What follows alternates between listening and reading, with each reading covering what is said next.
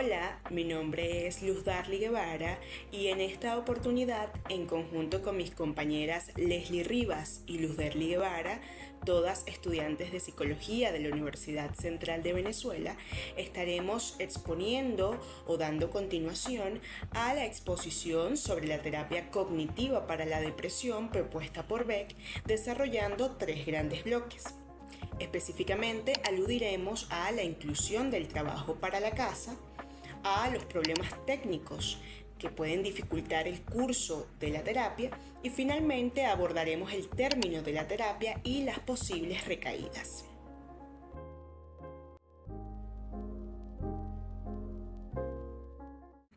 Conviene en primera instancia saber qué son las tareas para la casa, también conocidas como tareas intercesión o en sus siglas como TIS. Estas constituyen un núcleo muy importante en la forma estándar de la terapia cognitiva y se entienden como tareas extraterapéuticas, tareas prácticas para la casa o tareas de autoayuda. Sin embargo, más allá del amplio rango de términos con el que podamos conocer a las TIS, lo cierto es que éstas contribuyen o comportan un recurso muy valioso y pragmático porque ayudan al paciente a transferir los aprendizajes en sesión hacia las situaciones rutinarias del día a día en donde se presenta o despliega el problema.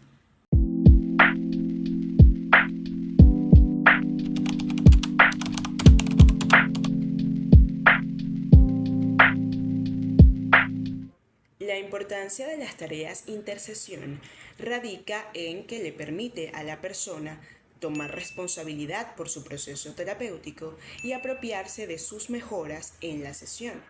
Es decir, que si una persona adquiere el compromiso de realizar actividades fuera del contexto terapéutico, esto va a contribuir a que la persona adquiera nuevas habilidades, aplique esas habilidades en situaciones de su vida cotidiana sin la orientación de un terapeuta y asuma un rol protagónico en la adecuación de estas conductas, en la adaptación o modificación de estas habilidades según lo amerite o desee la persona. El proceso de generalización y mantenimiento de estos resultados es lo que atribuimos como beneficios mantenidos en el tiempo en la terapia cognitiva. En resumen, las tareas para la casa o tareas intercesión son importantes porque aseguran que los adelantos que realiza el paciente en sesión se mantienen después de terminado el tratamiento y son duraderos. Además de los beneficios mencionados anteriormente, las TIS permiten que la terapia se centre en hechos detallados, objetivos y realistas, permitiendo al terapeuta centrarse en los hechos o los temas de mayor importancia para avanzar en el proceso terapéutico. Pero para que las tareas sean vistas como un componente integral y vital del proceso terapéutico o del tratamiento, es preciso hacerle comprender al paciente los motivos por los que debe hacerlas. En ese sentido, la persona requiere o va a requerir de un completo y profundo entendimiento de cómo operan las tareas y las ganancias que le reportarán en caso de cumplir con ellas.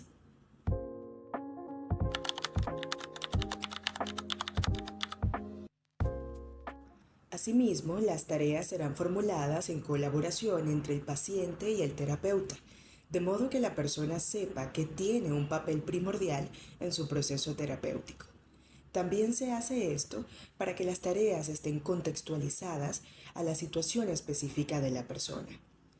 Una sugerencia particular de los autores consiste en plantearle las tareas a los pacientes como si se tratasen de un experimento.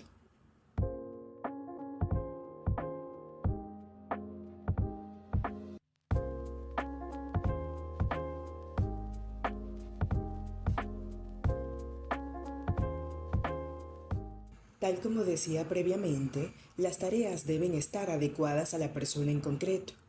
En el caso de una persona deprimida, será conveniente una tarea relativamente sencilla, de modo que la persona pueda experimentar éxito al ejecutarla. Lo anterior está vinculado con la necesidad de ser claro y concreto a la hora de asignar las tareas. Es decir, La persona debe poder describir en qué consiste la tarea, cuál es el objetivo que persigue y cuáles son las alternativas en caso de que ocurra o que aparezca algún inconveniente. Inclusive el terapeuta puede estimular a la persona a imaginarse realizando la tarea y así facilitar, por ejemplo, la anticipación de posibles problemas. Por otro lado, dentro de la sesión, las tareas asignadas se revisan al principio de la sesión, mientras que las nuevas tareas se estipulan al final de la sesión. Tal como cualquier entrenamiento, el terapeuta debe incluir elogios o refuerzos por la ejecución satisfactoria de la tarea. Pero además, también se exploran los pensamientos que han generado las tareas. En todo caso, lo importante es enfatizar que todo intento por emprender una tarea nueva constituye un éxito en sí mismo.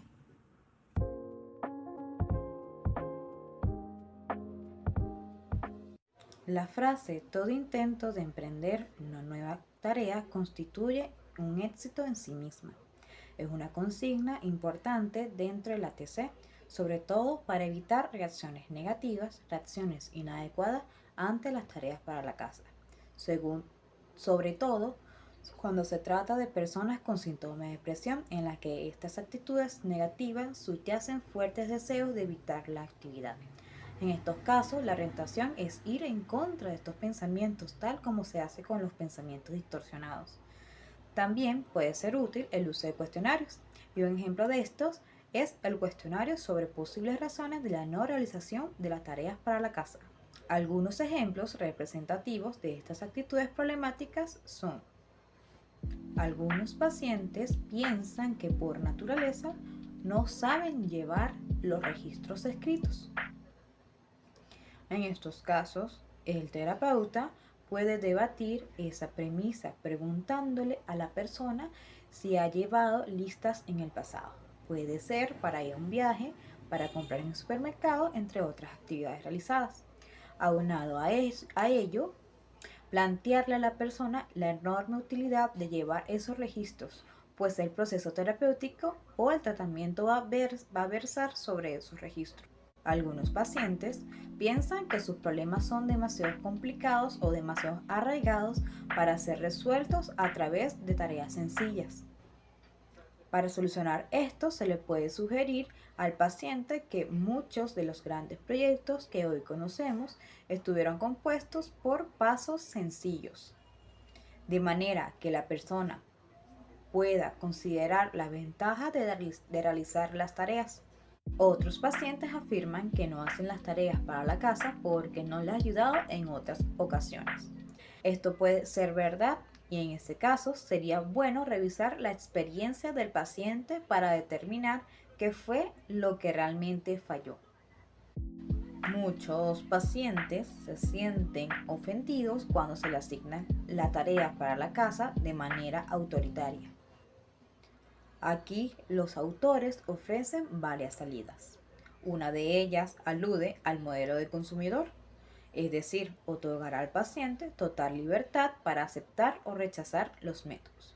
En segundo lugar, puede permitirse al paciente elegir una determinada estrategia y apegarse a ese modelo. Luego, es posible que el paciente haga una elección desadaptativa, pero igualmente constituye una oportunidad de decidir e influenciar sobre el proceso. En la siguiente sesión podrán discutirse los resultados. Otros pacientes dudan en escribir las tareas para la casa porque se avergüenza de su caligrafía, de su ortografía, entre otros. Por supuesto, aquí se le procede a comunicar a las personas que esos aspectos son irrelevantes. Lo realmente importante es el propósito, el contenido de las tareas. Adicionalmente, también se puede explorar esa vergüenza y mostrarles las ventajas de asumir esos riesgos para su progreso en la terapia. En casos extremos, el paciente puede leer el material al terapeuta.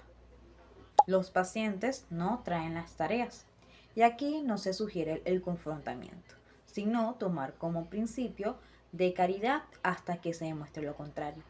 No tiene tiempo de realizar las tareas. En este caso deberían ponerse sobre las mesas las prioridades del paciente. La TC también tiene una fase de elaboración de programas de actividades que incluyen actividades que resulten agradables y actividades que incrementen la sensación de dominio. Sobre la primera, debemos recordar que cuando una persona con síntomas de depresión está en sus primeras fases de tratamiento, le suele suponer una dificultad para poder enlistar las actividades que anteriormente disfrutaba. Por consiguiente, se le suele estimular para que seleccione actividades potencialmente agradables a partir de una lista diseñada con ese propósito. En relación a la segunda, se trata de actividades constructivas o creativas que resulten difíciles de ejecutar a la persona, pero que de hacerla satisfactoria, pueda incrementar la sensación de dominio y superar la sensación de incapacidad. Anteriormente se había comentado como un problema la negativa de algunos pacientes a rellenar los registros. Además se comentó el poder contributivo que tienen estos registros en el proceso terapéutico. Los registros escritos son importantes porque ayudan a la persona a sentarse cara a cara con sus pensamientos y sentimientos a fin de examinarlos o evaluarlos de una manera más objetiva. Además, también contribuyen a que la persona pueda recordar o discriminar acontecimientos fundamentales. Es aquí cuando nos conseguimos con los registros de pensamientos distorsionados, que son una parte integral de la terapia cognitiva y que constituyen un formato en donde la persona anota las situaciones, las emociones que desatan, los pensamientos automáticos que surgen como consecuencia, alguna respuesta alternativa o alguna respuesta racional que contrarreste a ese pensamiento automático y también el resultado de haber realizado dicha respuesta alternativa. Lo que nos interesa de este tipo de registros es que le permiten al paciente aprender a autocontrolar los efectos, a identificar sus emociones de manera adecuada y también a detectar aquellos pensamientos automáticos subyacentes y su relación con las emociones. Una vez hecho todo esto, la persona estará equipada para poder confrontar esos pensamientos automáticos en la forma de una respuesta racional o una respuesta alternativa. En otras palabras, a través de un ejercicio de refutación de dichos pensamientos automáticos. En otras ocasiones también se le pide a los pacientes realizar ensayos sobre temas concretos, a fin de que a través de su lectura se puedan identificar los principales supuestos o pensamientos automáticos subyacentes. Para finalizar este primer bloque, también es importante destacar que la terapia incluye otra serie de tareas especializadas, como es el caso de la biblioterapia y de la grabación de cintas.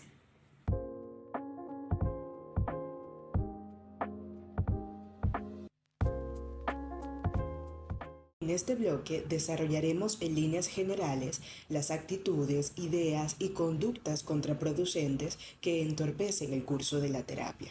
Para ello nos vamos a fiar de la idea de Beck sobre el continuo del problema técnico, donde posiciona en un extremo a los pacientes medianamente ajustados, cooperativos y con un repertorio de conductas adaptativas. Luego está el otro extremo, que ocupa a aquellos pacientes más difíciles, que requieren mayor tiempo, mayor energía y mayor ingenio por tratarse de personas con problemas más intensos, antecedentes de hospitalización, vulnerables a las recaídas y en general con patrones desajustados o desadaptativos de la conducta. En todo caso, y para hacer frente a todos estos problemas técnicos, los autores despliegan una serie de sugerencias dirigidas al terapeuta.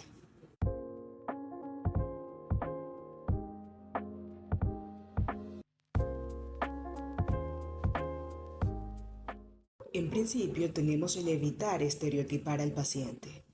La perspectiva que el terapeuta debe adoptar es la de que la persona que viene a consulta no es el problema, ya que pensar de esta manera cierra todas las posibilidades. En segundo lugar está mantener el optimismo, es decir, no darse por vencido, agotar todo el repertorio en pro de resolver los problemas, pues esto le indica al paciente una disposición absoluta a contribuir con su mejora. Un tercer aspecto es detectar y hacer frente a las propias cogniciones distorsionadas. Esto implica ser plenamente consciente y estar atento de los propios pensamientos contraproducentes. En resumen, no adjudicarse responsabilidades que no les son propias y tener muy en claro que el propósito o su propósito es guiar y moldear la conducta del paciente en la medida que pueda. Tampoco debe perder de vista que la terapia es trabajo y existen recompensas intrínsecas al trabajo independientemente de los resultados. Un cuarto aspecto es mantener un alto nivel de tolerancia a la frustración, ya que es frecuente tener en la terapia a pacientes difíciles, de los cuales son esperables frecuentes frustraciones. El terapeuta debe estar capacitado para resolver problemas y mantener un alto nivel de tolerancia. Un último aspecto es el mantener una actitud orientada a resolver problemas.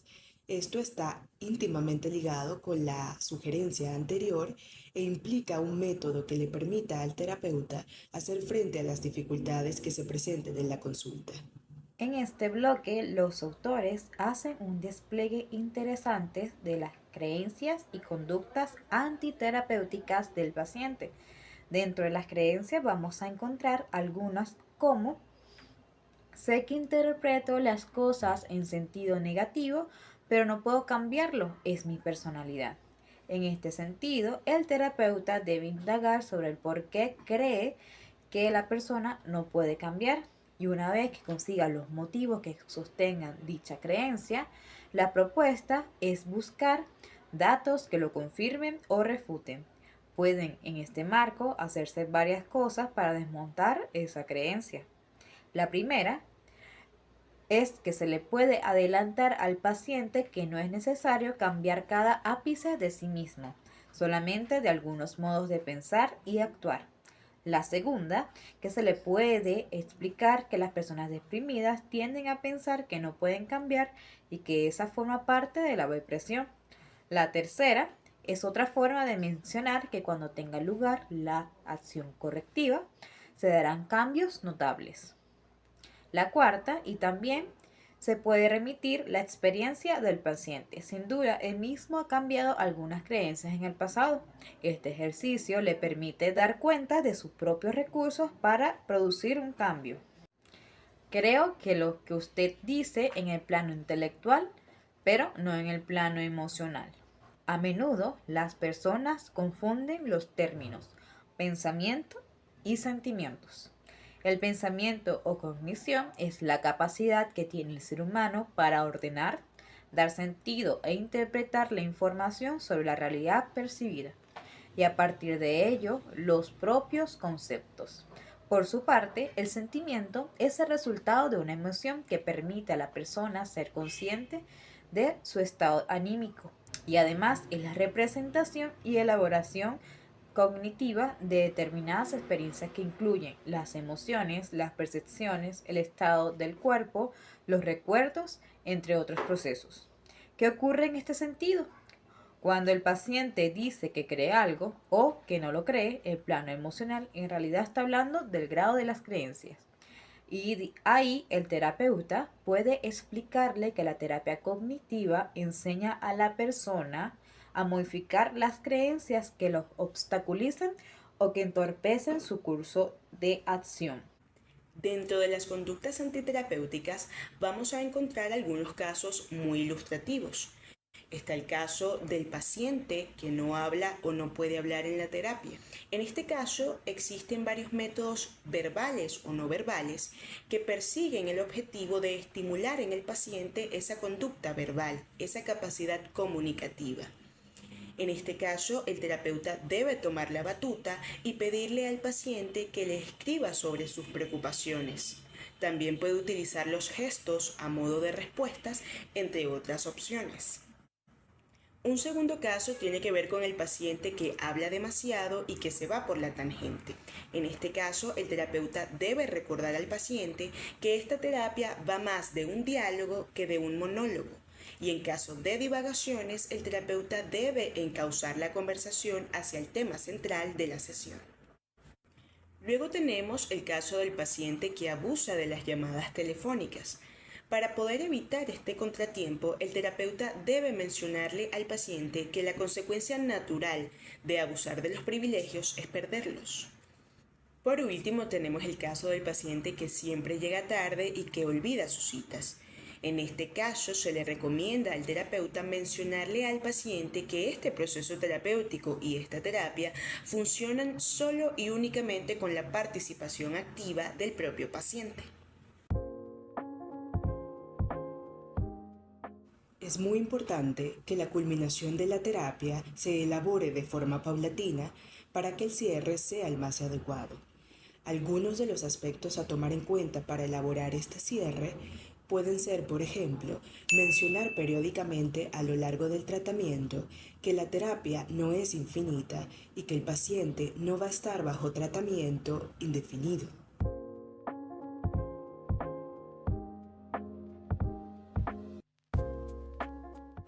Otro elemento es que se debe fomentar que el paciente se vaya haciendo cada vez más independiente y seguro de sí mismo a medida que avanza la terapia. Y esto es posible porque, como mencionamos anteriormente, el paciente va ocupando una posición más activa en su propio proceso terapéutico. Entonces, la meta es que llegue a convertirse en su propio terapeuta.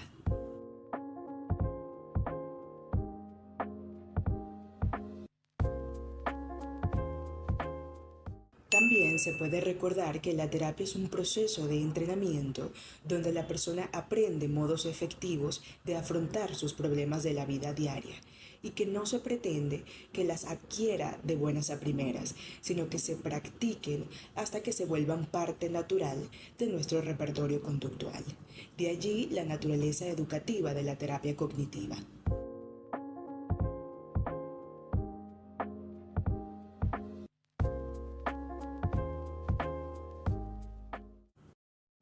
Con respecto a este último punto, vale la pena señalar que una de las preocupaciones más acentuadas de las personas con respecto a la terminación del proceso terapéutico es el miedo a no estar completamente curados.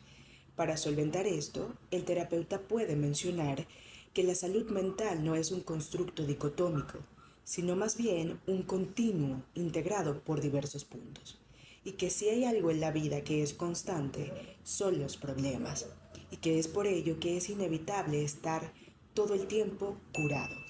Además, puede recordarle al paciente todas esas situaciones en las que logró solventarlas por sí mismo. Útil puede ser, al final del tratamiento, hacer una prueba de realidad y testear si el paciente está listo. Esto consiste en elicitar pensamientos negativos y a continuación superarlos aplicando lo aprendido. El terapeuta también debe recordar que las recaídas son frecuentes a lo largo del tratamiento, pero que la superación de una recaída puede ser el mejor modo de inmunizar el paciente contra lo que podría ser unas recaídas más serias después de terminada la terapia.